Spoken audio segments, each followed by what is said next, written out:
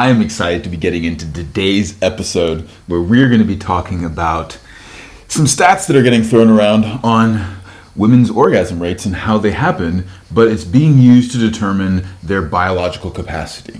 Yes, and I think this conversation is going to be like taking the flat earth and showing that it's actually round. That's what this conversation is going to be all about. So specifically, we are looking at statistics that are being propagated around the fact that most women are coming strictly from external clitoral stimulation. Yes. And therefore, penetration is not for them, it is just for men. Mm-hmm. That vaginal orgasms basically are only for certain women who have that biological capacity, but the vast majority, like 90-something% of women, do not have that capacity, is what is being told. And we find this information just really disconcerting because it can start to influence people being able to simply be able to experience, sex with their partner, as well as then have all the kind of different experiences that their body offers them when on their own, specifically for women. Now, I wanted to, in this episode, go through, one, why this is important, what are some of the different findings that we've found when working with our own clients, but then in the second half, go into what are the different practices that have really made a huge shift in your own life. But then when we've given those practices to clients, this just wipes out what is supposedly statistically impossible. Yes. And actually invites women into exploring their biological capacity, which is tremendous. Well, and we also, this work was studied clinically, and the results were extraordinary. So it's not just anecdotal. We actually put this to the test, not just with clients, not just with ourselves, but also with people who really could have just said this is all BS. And so luckily for us, we knew what the results would be, but that they actually were quite impressed with what happened. So in this episode, I feel underneath lately when I'm watching, I don't know if it's because I clicked on a few things in social media, so now I'm being flooded with sexperts, sexual therapists, doctors, everybody, and it's irritating so much. It's like getting this hives on my body because the cognitive dissonance and the kind of collective agreement to keep disempowering women in the name of empowering them it enrages me because I've dedicated my life to helping women, not even as an adult. When I was a young child, our home was a shelter for abused women. I have always been around women. I've always wanted women to win. And this is not a way for women to win. It's a way for businesses to win. It's not a way for women to win. So I'm very excited that we are going to look at things, and I love the resource that you're using for this conversation because it was a researcher who didn't just do one study. It's like a conglomeration of 70 or more. Yeah, and it was studies. About 50 pages long. There's lots of different studies that he has quoted. A lot of the studies that he had done himself. Yes. But then also studies from other people, just basically showing just what are the different health benefits, what are the different psychological benefits, what are the different relational benefits when doing comparisons of not just orgasm, but the way that orgasm is achieved. Yes. And he was basically comparing penis to vagina intercourse to other forms of sexual stimulation, primarily vibrators, manual, as well as oral, and the results were rather interesting. So that's exciting to get into. And then the other perspective I'm going to bring is my female animal body is insulted. I am really insulted. The capacities that I have, the experiences that I've had all of my life. The difference is when, very recently we had an episode called The Hollow Orgasm where we really looked at this, and it was very disturbing to my psyche. And I could deeply understand that if that's the only thing a woman knows, she would be like, there's no hope or what's here sucks. So I'm here to just advocate for learn from people who are deeply embodied and deeply investigating this, which is I mean, all of my life I've investigated this. All of your life you've investigated this. We work with real humans. We see the real transformation. So let's jump in so that I can get off my rave and really just give the listeners, what's the first place we're going to launch off today? Well, I think that there needs to be a general awareness of the system that is kind of like what is really being sold here, because you need to sometimes be able to chase the money. Yeah. And if you look at the sexual wellness industry, which is, I think, somewhere around like 40 to 60 billion dollars per year, it is very large. It might be 30 to 40 conservatively, but it is growing like exponentially. And so what is that growth? Well, the number one moneymaker in that, after pornography, are sexual toys. Okay. Sexual products.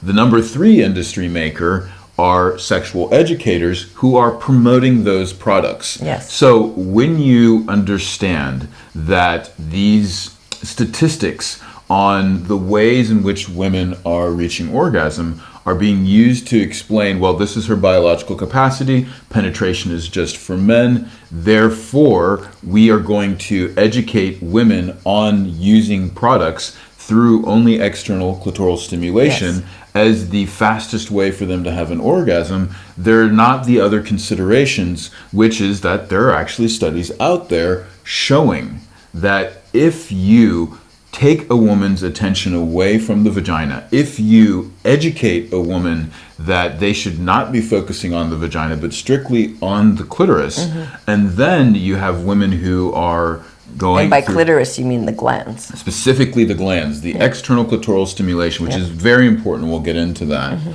Then you have women who are retraining only that neural pathway, conditioning themselves towards orgasm. You actually have dropped rates where you are no longer having a variety of orgasms, whereas those that have received other types of education start to have more orgasmic variety. Yay. Now, there are some critiques about, like, is this correlation or is this causation? Not all of these things can be explained away by saying that, well, this is just correlation and not causation.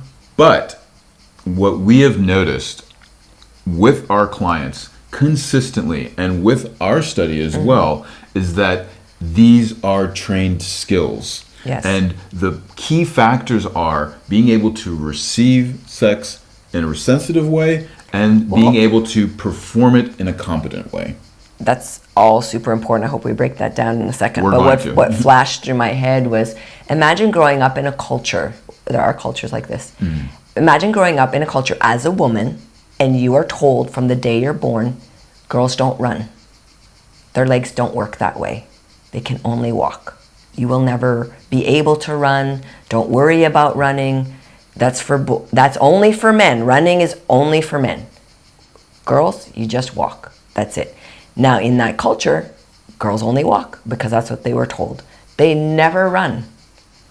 Okay? So they don't develop the muscles. They don't develop the balance. They don't develop freedom, really, because it's fun to run, especially when you're a kid and you're playful. And now you're much more going to be subject to predators because you're not going to run away from them. You can only walk. So we're really making sure women fail when we tell them to not focus on their vagina. I mean, that analogy isn't so far from the truth. For a very long time, women were withheld from sports. They were told that they're going to perform drastically differently than men. Now, as women have become more and more engaged in sports, that gap between men and women has drastically closed because, well, guess what? Women start to condition themselves for sports. We have amazing training. bodies. Precisely. If we use them properly. And the belief that then, well, just a woman's body is not built a certain way, therefore, let's go ahead and condition it in the opposite way, is why we have a lot of women that are only being able to stimulate themselves to orgasm via the clitoris and using toys. And I want you as a listener to really take this in, please. Your body intelligence, your capacity to feel yourself and check in with yourself is more important than what an expert is saying, even what we're saying. You need to be able to self-orient, to feel for yourself and test things out. And the reason I'm saying that is the majority of people that I have talked to behind the scenes, they're not having orgasms. They barely have them with a vibrator, and that's the only time they have them. They're very dysfunctional relationally. There's a lot of problems. But out in the world, they have this glamorous look, and they are promoting this thing that they're not even connected to themselves. So this has happened over and over again. I have spoken at ASECT. It's the top place you can speak about sexuality research. I did it twice. In those groups, I was, polling people, finding things out. I've not hidden from the world. I'm leaning in and I ask questions. I'm very curious. Okay, we're off camera. Tell me, how is this true? Well, I've actually never put a finger inside me. I'm like, why not? You're a sex educator. Why wouldn't you put a finger inside yourself? That's really weird. Why? You're the one who's leading the way. It's like someone taking you on a trail. But no, I've never actually walked to that waterfall because I don't know if I could make it. It's an easy walk. If you just walked, it's an easy walk, and the view is amazing. So it's like this for me, and that's what you're going to hear here. Is I want to keep referencing you back to your own intelligence, your own sovereignty, your own agency. That's the frame that we're using for this information. So you can double check, triple check everything, but the most important is to start to check in with your body, because what is possible for you is so unbelievably amazing. I mean, it is believably amazing because I believe it. I've seen it. I feel it in my own being. I've seen it in clients and in friends. And I've also interviewed people who are similar to me, who have a very, they spent their life being very expressed. So I've asked them some very particular questions, and there are themes. So those will come up later. But I just wanted to bring you in a little bit more as the listener, to lean in and well, what does this mean for me? And is this true for me? And listen to each of the points through that lens. Well, let's start off with some of the resistance of most educators. And you have a doctorate in psychology. Mm-hmm. So there is literally the position out there that as a psychologist, we should not teach women that, their clitoral orgasm is not the only thing that they're capable of, because that's what they're experiencing, and we don't want to run the risk of shaming them. So how would you respond to that as a psychologist, which is we need to protect our clients from being shamed? Of course. Never shame a client. Never shame a single human ever. Shame is a useless, stupid thing that we do. There's no need for shame. What they're missing out is that I'm introducing people to possibility, and they're not. The entire therapy world, including medicine, looks at humans as victims with no power. This is what is in that mindset. I'm the expert, I know better, and what I've been taught is better than anything you know. BS. I think you could also take it a step further, because it's not just what they've been taught. What you're finding out, it's also what they have not experienced themselves. Correct. So when a woman tells me, well, this is the only way I've known to do things, I'm like, great, I'm so happy you explored that. Did you know that there's all these other possibilities? And if you are curious, here's how you access them. And I can tell you 100% of the time, that woman is curious, and she is willing to lean in, and she is willing to face herself. Because ladies, let's face this, buzzing with a vibrator, what it does is it lets you skip over all the feels. But when you skip over all the feels, you also skip over... meaning emotions. Yeah, the negative stuff that we don't want to think about and feel. So we're like, I'm done. Well, when we do that, we're also skipping over all the bliss. So we need to feel everything in order to have access to the good stuff. And that's why this work is tender work. It's beautiful work. It's deep work. It's not meant to be a McDonald's drive-through. This is a human soul evolving in a beautiful body. And that soul and that body, they need to bloom. And they don't bloom when they're just given tasteless, food that has nothing to offer them. Well, let's get back to this though. If you are having a person who is teaching you about sex, but isn't having sex very much themselves, or if they're saying that your body is just of the nature that it does not have the capacity to have any orgasm besides clitoral orgasm, and Yes. that is the case for themselves. What is the issue with that being taught by someone that has their own limited potential? Yes. Well, a couple things. When they say clitoral orgasm, some folks will go, everything is the clitoris. Yes. So that's kind of their caveat. They're like, everything internal is also the clitoris. But what they don't understand, because they've not had a direct experience, we've had this so many times. Once you have a direct experience, you never say these things again. Full stop. So, until you understand that the entire CUV complex, that the internal anatomy, all that engorgement that needs to come online, if it's not there, of course, then you're correct. The only thing I can feel is a bzz outside because there's nothing else that's alive and going on. So to that point around, well, everything's the clitoris, there would be two things I would ask then. It's like, okay, well then, are you teaching me stimulation other than just external stimulation? And two, if everything is just the clitoris, why do different women experience different things via different methods of stimulation? Yes. Which brings me back to the other part is, if a sex educator is not teaching you how to stimulate yourself other than external stimulation, predominantly with a toy, check their sponsors, because likely they're probably promoting the toy that they're being sponsored by, then you are not going to have a robust capability of being able to explore the potential of what you could experience. Absolutely. So, that said, I really love it. This conversation is so juicy. It's juicy, no, it's confronting, but here's the deal, and I just posted this today, so I want to bring it up here. It takes outliers, people like ourselves who are saying something why are they saying something that's very different than everyone else? And why are some people saying, oh, what they're saying is what I'm saying, which isn't true. They're not saying what we're saying, but they think they're saying what we're saying. It takes outliers to have genuine shift. So I want to tell a little story, an outlier story that's very important. It has to do with breast milk.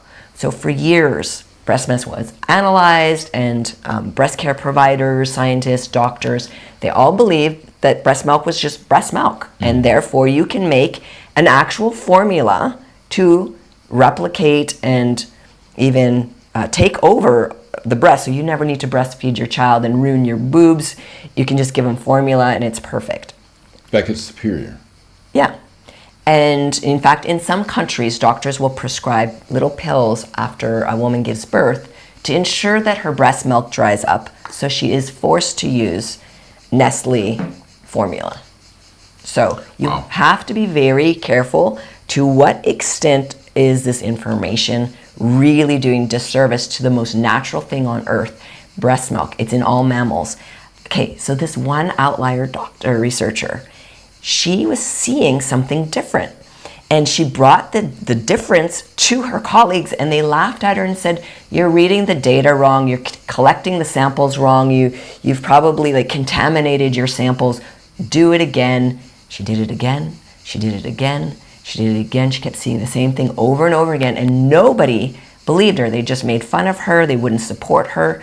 But what she discovered is really important. When a child latches on, their saliva actually goes into the mother's body. The mother's body then computes what does the baby need and creates the type of breast milk that the baby needs in that moment. And so throughout the day, the milk might be different. It's not the same. It's emergent, it's intelligent, and it's responsive to the baby's needs. This makes sense to me. It's how nature would design something that intelligent. So if one person who is an outlier can bring forth information that breasts are that intelligent that they create a change in the breast milk in order to support life, that is extraordinary. Imagine if we could put all this cognitive dissonance that we're talking about aside and really lean in and go, what is actually true for women in their genitals? Is this actually true?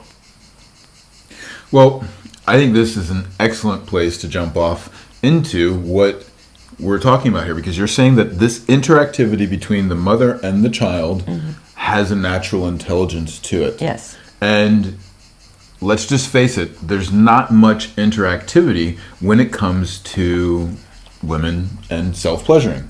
And what I mean by that is that the vast majority of women, when they're being trained with a vibrator, are doing it on their back, they are pressing a button, and they are then moving the vibrator to do all of the work. Yes.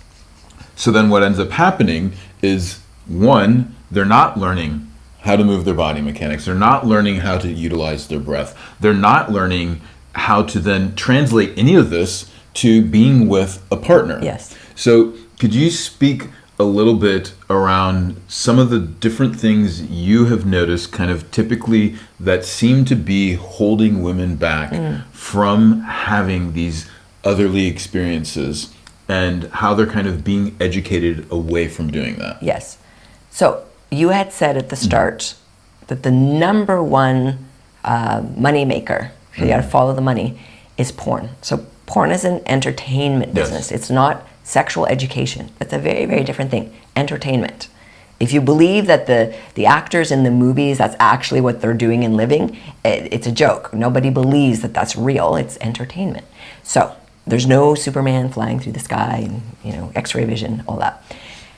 Anyways, so to bring it back into this conversation, it's like when I watch, like in a class, women just learning how to be in their body, what I notice predominantly is they're frozen. They're really sucking their bellies in quite tightly, so there's no movement at all in the abdomen.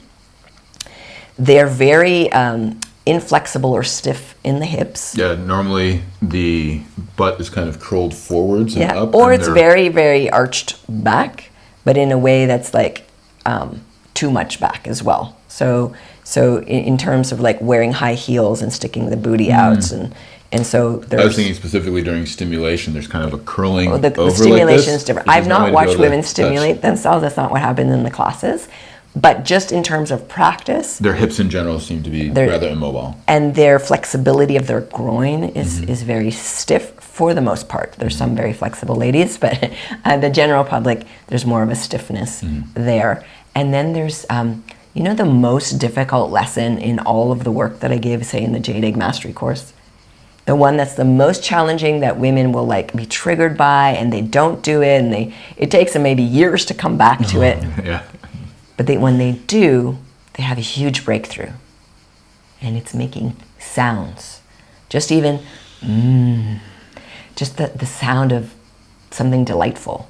They can't do it. They get triggered. So the silence is also really inhibiting a woman's experience.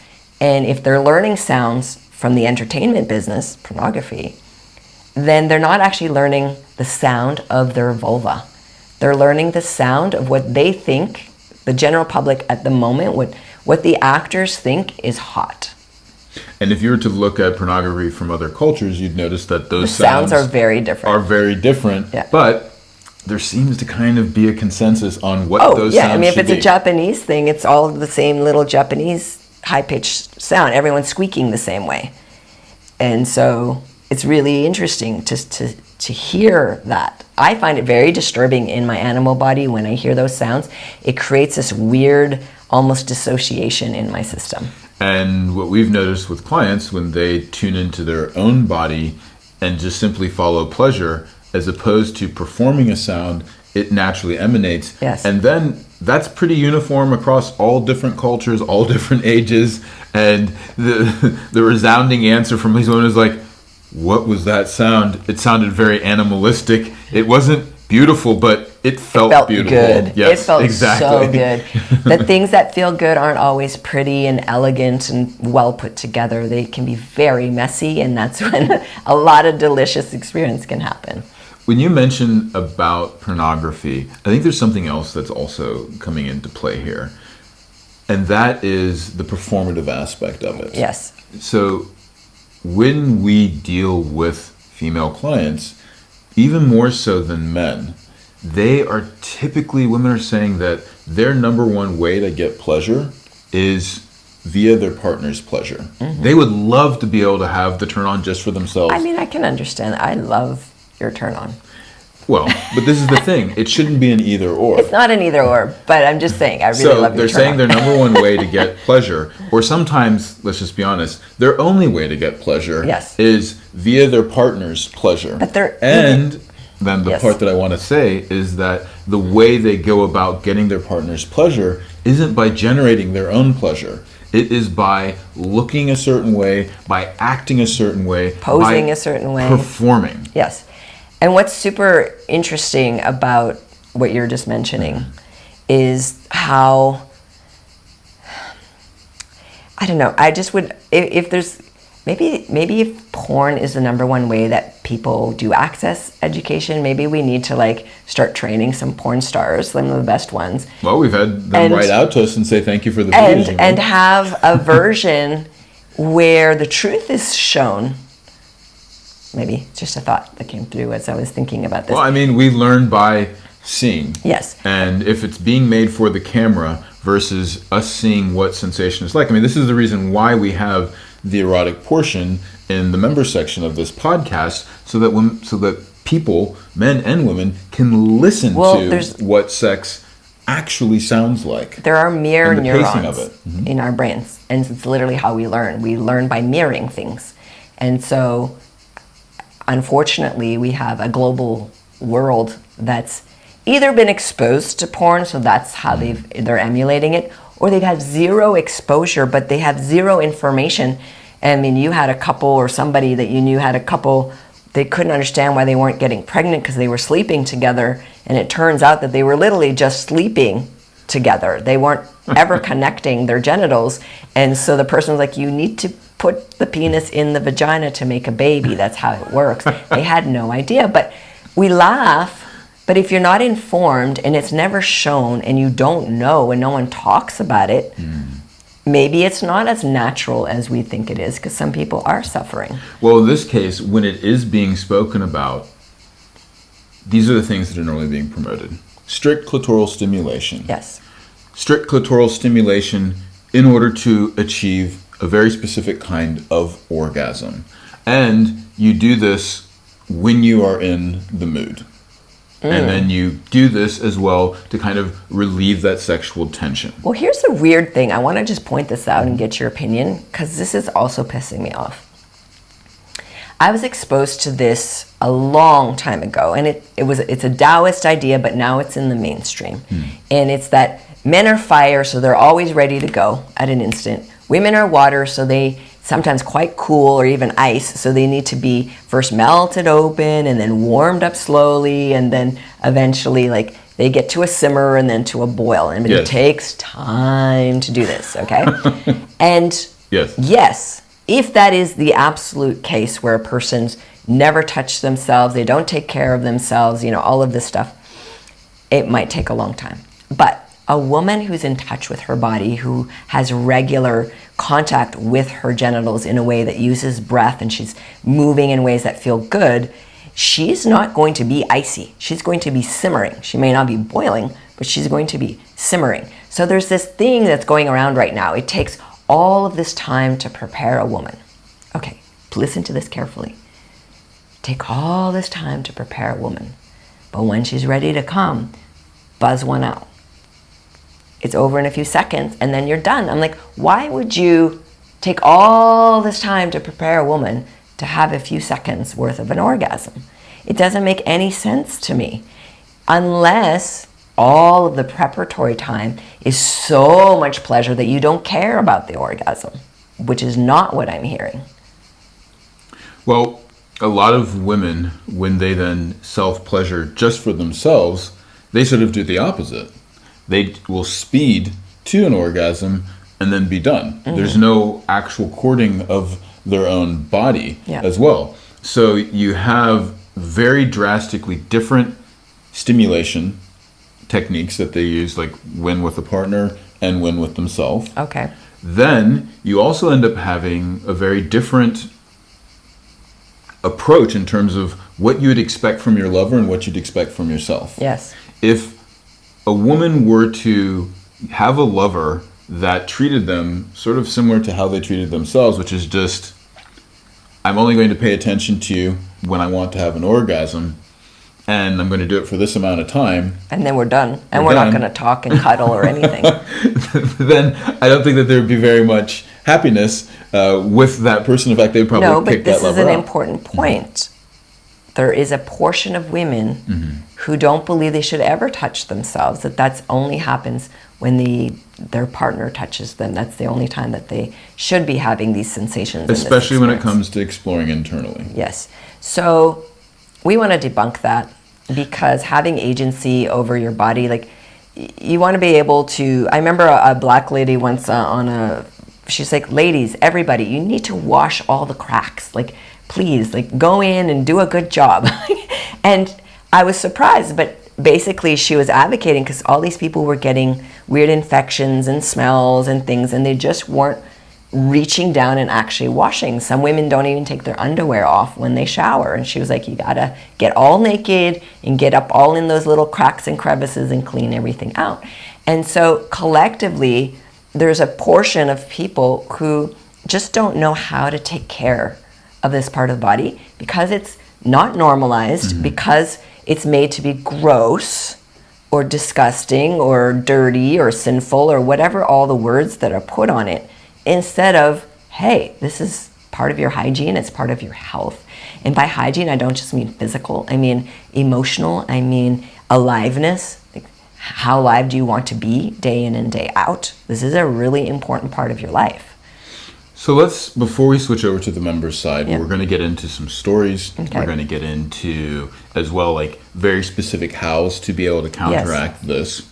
I want to talk about some of the programs that we have in order to help women be able to deal with having more agency, meaning like actually using their breath, using their hips to be able to follow pleasure as opposed to chasing an orgasm. Okay. Also the ability to start to develop more vaginal sensitivity, this interoceptive awareness, proprioceptive awareness, as well as then like simply conditioning themselves to remove numbness, the ability to like remove pain, and the ability to like boost their pleasure capacity. Well, I would say if you've never done anything at the Embodied Love University, the very first thing you're going to see are the foundational trainings. And those are really important. If you have just like no idea about pleasure anatomy, no idea how some basic breathing works, no idea what a yes or a no kind of looks and feels like in your own system, no idea how to get out of feeling all stressed out and start to come into a place where you're more receptive and relaxed, that's free. It's for everyone. So I would say like start there. If you have a lot of body shame, once you are a member, there's a body love meditation that is available to people who are in the membership. And I would start there, just like if this is all like, woo, that's a lot, start there. Start just connecting in with yourself. However, if you are ready to explore a little bit more and learn a little bit more, then I really feel like Awaken the Sensual Woman is one of our better courses, because it's a step-by-step journey into discovery and into mastery of yourself. Like, it's incredible when a woman starts to really understand her body in a whole new way. There's more confidence, there's more delight, there's more aliveness, there's more curiosities, more creativity. I mean, it's quite amazing to see. Well, and the thing that I find, and was such a fun project to do, we had, I forget what it was, like about 165 different women that came on live, and first they were learning anatomy, not as a system of reproduction, and not just the clitoris, but actually as an entire system of pleasure connected to their entire body. Then you would guide them through a practice. They would turn off their cameras, you'd be under a sheet, and you would be then speaking about what you're doing. Verbally so very guided meditation while you yourself are doing it yourself. So that way then the women are hearing the rhythm, seeing your overall body movements. They've learned all the internal and external body mechanics of this, as well as how to use their voice, how to deal with the different emotions that come up. And just within those 6 practices, it completely transformed the way women, approached their sex with a partner, how they approached sex with themselves. Yes. It changed period pains. It changed their whole psychology. It changed vaginal dryness for those who are experiencing that. I mean, and there was a huge age range. yeah. Yeah. Now, the other one that we are coming up with soon, which we are either going to be releasing, what is it, July 10th? We're starting July 11th. We have a program called Awe. And that is going to be the follow-up to Awaken the Sensual Woman. You can still get in on that by checking out Awaken the Sensual Woman. Yes. We're going not just into clitoris, the urethral sponge, but we're then going to start to go into the cervix. Now, a lot of times women go, oh, these things sound complicated. But the truth is, it's actually ridiculously simple. Yeah, you just actually need to do it. And because you don't know how to do it, then there's a hesitancy. So you'll gain incredible amount of confidence and clarity in participating live. And then you can also ask clarifying questions along the way, because we have a whole Q&A section to that. And if you are watching this post the live event, the information will be available. You'll just need to go through Awaken the Sensual Woman, and then you'll have the replays of that live event. But the live event is really, for me, the exciting part, because then we can really speak with people and really get that feedback and do some live coaching. Now, before we switch over, there are 3 little points that I'd love for you to speak to, just all of you out there listening, which I think is going to be a massive shift in the way you approach masturbation or self-pleasuring. And that is, 1, the ability to stimulate yourself to maintain arousal versus just trying to relieve tension. Secondly, I'm going to name all 3 here, and then I want you to I'm glad you're naming them, because I'm like, which 3? So then the other one is this, as opposed to following pleasure, chasing an orgasm. Okay. And then the last one is, I only stimulate myself when everything is good and I'm in the mood, as opposed to actually dealing with difficult emotions. That one might sound really foreign and out there, but why would women do this, and what have you noticed when women start to do this? And I can name the 3 again if you need. You might need to do that. So the first one was around stimulation. Just checking in with yourself, Keeping stimulating, yourself simmering. stay simmering, yes, for maintenance of eros. Funnily, we did a quick little mini study with Dr. Wickman, a gynecologist, where we were measuring the blood flow into the clitoris just to see, like, is there proper blood flow going on? Almost in everyone she measured, they had very diminished blood flow. Then they had an experience where they were learning the things that you will be learning, and came back, and it was off the charts, right? It was like, female Viagra gave, what, a 60 to 80% more, and if this was 2 to 300. A good test, precisely. Right. So that was amazing. When they tested me, there was no difference, and I was so disappointed and puzzled. But the doctor said, "No, this is good news. It means that you have consistent blood flow always." Because your blood flow rates were already elevated compared to the rest of the sample study. After a long day of work and being stressed too. So what's interesting about that for you is the more blood flow into this area, never mind the erotic and deliciousness and orgasms and all that stuff, is more health. Health for your ovaries, health for all the tissues, all the different parts of your genitals are going to be healthier with more blood flow. That's 1. 2. Well, before we go to the next one, I think there's an important point to mention, because the women then came back and were analyzed, or measured again. Thank you. The women that were measured again after their first time, and then several days later, Dr. Deborah Whitman noticed that their levels of arousal were also maintained. So this wasn't just like for you, is that when you are involving the entire body, everyone's higher levels of arousal get maintained. Yes. So the second one is this ability to actually meet the emotions that you have and use sexual stimulation as a way to deal with negative emotions, as opposed to just waiting for when you feel good about yourself. Okay. Why would anyone do that? I thought that was the third one, but that is the third one. But I want to talk about the second one. It can be the second one now.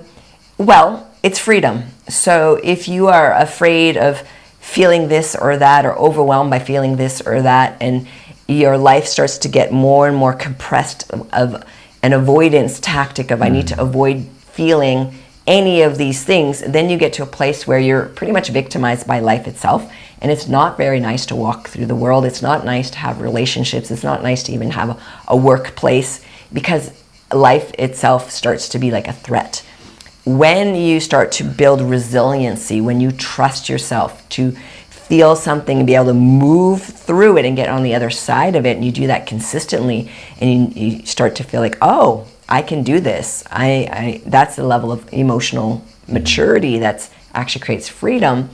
Now, not only are you more free to just have experiences and be in the world and have interactions because you're no longer afraid to have those or to feel whatever you're going to feel, but sexually, when you have access to a greater emotional range, now you're going to access greater pleasure and orgasm range. So that's super important. And as women, for the most part, I think there's a deep, deep, deep down desire to feel like we are loved to our core. And we're always looking for it on the outside. So with this practice, you're learning like, oh, I can connect with that beautiful, delicious core and love on that and feel free and feel like I am in love with life. That's a fabulous advantage of doing that, and doing it as a pleasure practice. Sounds counterintuitive, but what starts to happen is your body, instead of going into stress response around emotions, starts to then have a more natural look. I'm upset. I'm going to connect with myself. I'm going to give myself a little bit of time, and I'm going to breathe. It's not always erotic. It's not always orgasmic, but it is always brings you back to feeling more open to life and more resilient. And so that's one of the big reasons to practice that way. Another way I'd put that is that as opposed to escaping whatever things are coming up or whatever things might be in your past or everything is happening in the moment, you learn to be able to process it. And that doesn't just affect you on your own. That also then starts to change the way that you connect with your partner sexually, because then sex isn't a way to escape, whatever difficulties the two of you might be having, but it's an actual way to like process and have a deeper bonding, also better intimacy and relational satisfaction. Absolutely. And there's going to be moments where no one can be there for you. So when you know that you can be there for you, at least you're not feeling abandoned, and that's a big one. So now for the third one. That was originally the second one. That was originally the second one. But we'll leave the best for last here in some ways, because, everyone's motivated by, well, what is the goal? What are we trying to actually go for here? Yes. And most self-pleasuring education is going to teach you what you're going for is the orgasm. However, you continually talk about the importance of following pleasure. Yes. Now, what's the difference of that? Because it can seem like, well, if you're following pleasure, though, it's to get to the orgasm. So what's the difference here? Okay. Well, one of the differences was demonstrated by Nicole Prouse, where she was saying all the really yummy benefits of having sex actually happen before the orgasm. So lengthening that period of time and making it, enhancing it, making it even more pleasureful, even if you do eventually end up with the one or not with one, you're getting huge benefits hormonally and with neurotransmitters, all these yummy things that are happening in the system, in the body, and relationally. In terms of if you try and grasp at an orgasm, it will evade you. It's a strange thing. It's like a little shy creature sometimes. And the more you grasp at it, the more it's like, whoa, get away from me. I don't want that. I don't like that. But then if you just kind of play coy, you're like, that's fine. I'm not going to pay attention to you. I'm just going to do what feels really good to me. And then the orgasm is a bit like a cat. It's like coming over. It's like, oh, how about a little bit of this? You're like, oh, that feels really good. You're not at the oh yet, and then it comes a little bit more, and you're like, oh, that's also really nice, but I'm just going to keep following what feels good. And then eventually you're in an orgasm, but maybe one that's very different than a peak orgasm.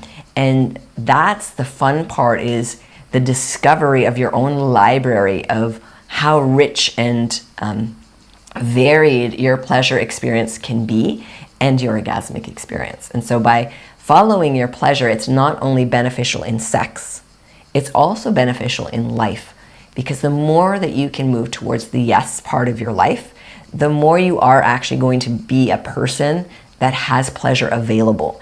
If all you're oriented towards is your no, then it's also more difficult to access pleasure, and your nervous system gets conditioned to only be aware of the things that are difficult and don't feel good, and it's harder to reach even something that's pleasurable. So it is a practice. You've got to condition your nervous system so that it learns that it's the pleasure sensations that are desired here. And once it learns that, it's going to give you more of that. That's the cool part. I just love it. I love how we're designed. So having this as a focus can help eliminate, the anxiety of reaching orgasm. The thing is, if something is so deeply pleasurable and you don't orgasm, it really doesn't matter to you because you've just had a fantastic experience. It's not like you can have a really pleasurable massage, but it doesn't typically end in an orgasm unless you go to a special place with happy endings. So but how good do you feel after an hour or an hour and a half of just like yummy, relaxing touch? And so it's like pleasurable, it's safe, it feels good. The body's like, finally. So this is the same when it comes to sex. Like if we can just follow that pleasure, and when we, especially in partnered stuff, so often what I'll say to women is give yourself the orgasm on your own, but don't look for it with a partner. And if it happens, great, but what's the most important thing in a partnered experience? It's actually the connection, and it's the mystery that arises when two bodies come together. You do not know, you can't predict what's going to happen, so that's the adventure of it. Now, you can get very good together as lovers where you get more and more orgasmic, but if you're just coming together and like, what would feel really pleasurable for this body, and that other person's like, ooh, what would be really pleasurable for her body?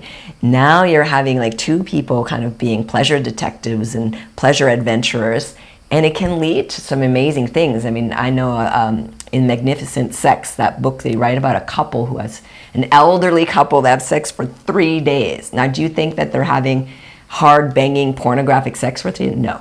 But they're pursuing this delight of pleasure, and they end up having this very expanded space together that's very nourishing.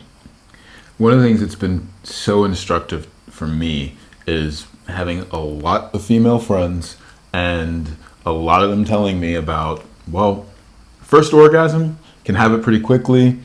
Sometimes I need to be getting a more and more powerful vibrator, but that second one, I have to force it. I need to force it. Sometimes it can even be a little bit painful, it can be uncomfortable. Sometimes it's just not worth their the energy effort. dips, yeah. It's not nearly as strong, and they then go into a sexual experience and they kind of have something very similar. It's like, I can have pleasure right at the very beginning when I kind of feel the stretch, there's some excitement, but then I'm basically just looking to get it over with because either it's becoming painful for myself, and the most exciting part after the first several minutes is when the guy comes. Mm-hmm. So they're not training, which is the alternative. And that alternative is the ability to go, I've just had an orgasm.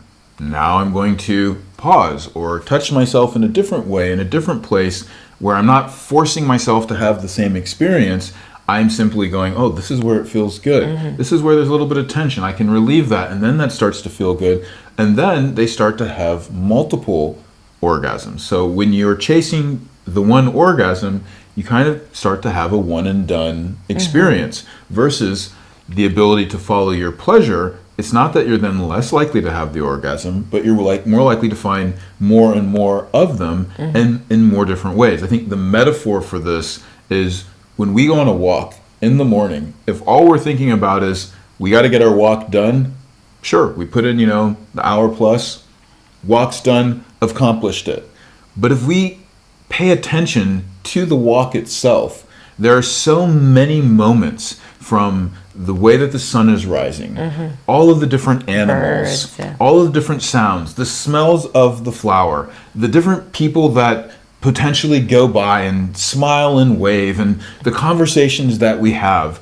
All of a sudden now, there isn't just one single win. There are multiple wins and a variety of them. Yes. And it's the exact same thing when it comes to a sexual experience. So again, we're now going to jump over into the other side, finally, because I want to go into all of your personal stories from when you were young up until like now, and that you have just noticed has made a huge change. So that way then you're not being just passive. You're Yes. not bypassing different Yes. emotions. You're maintaining your arousal levels. You're able to follow that pleasure and become tremendously active in the experience, both internally and externally, in a way that translates into the bedroom. So you're curious. not going to want to miss out on this. Curious what the erotic audio will be. Oh boy, well, Jeez. you're going to have to jump over to find that out. Let's do it. Okay. Let's continue this conversation in the explicit portion of the podcast. To do that, upgrade now.